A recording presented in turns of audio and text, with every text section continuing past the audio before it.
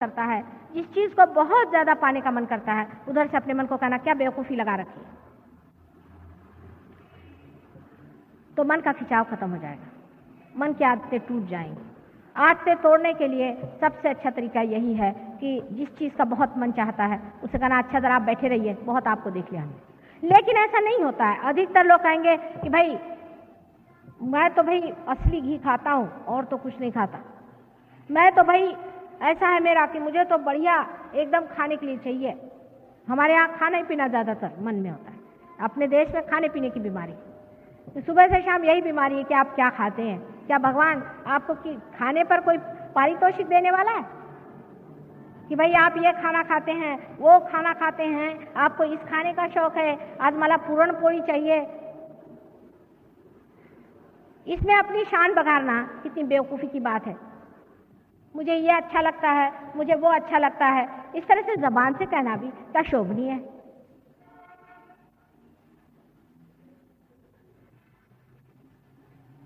और वो भी ऐसी चीजें आप कहिएगा कि जिससे आप सोचते हैं कि मैं बड़े रईस हो गया, बड़ी रईसियत मुझ में आ गई, इस तरह से आप कहते हैं। और देखकर मुझे आश्चर्य होता है कि ये भी कोई बात कहने की है बेटे, ये भी कोई बात अपने मुंह से कहने की है कि मुझे इसका शौक है, मुझे कपड़ों का शौक है, मुझे फलाने का शौक है, मुझे ढिकाने का शौक है।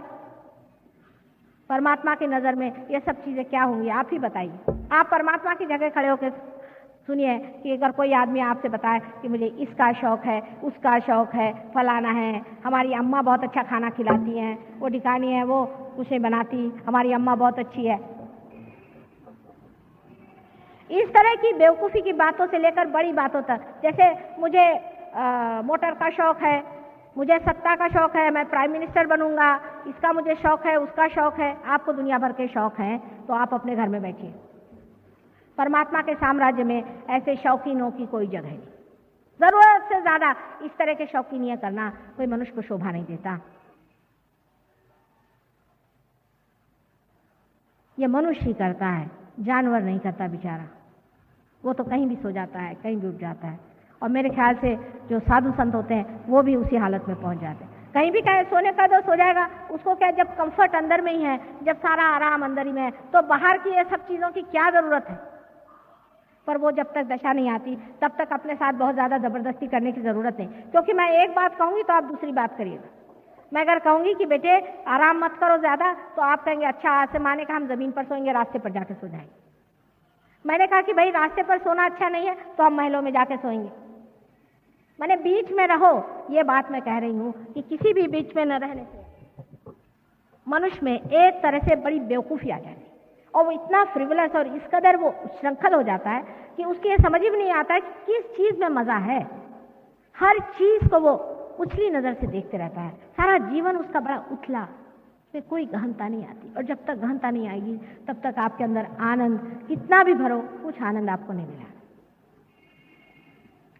ये दोनों एक्सट्रीम्स की बातें हैं। मैंने आपसे बताया कि जब आदमी अहंकार में चढ़ता है तो अहंकार के भी भूत चढ़ते हैं।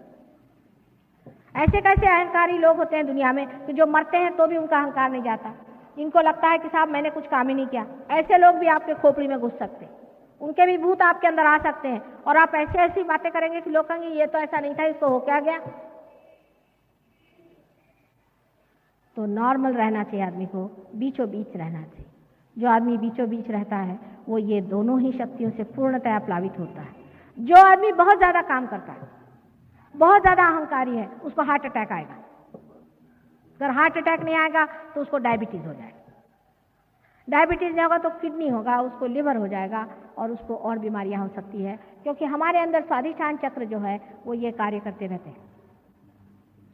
उनका एक कार्य, सबसे बड़ा कार्य ये है कि हमारे लिए जो बुद्धि है उसमें जो काम हो रहा है उसके लिए मेद फैट सेल्स को पहुंचाएं, उसका सप्लाई करें। फैट सेल का सप्लाई सर में करना चाहिए।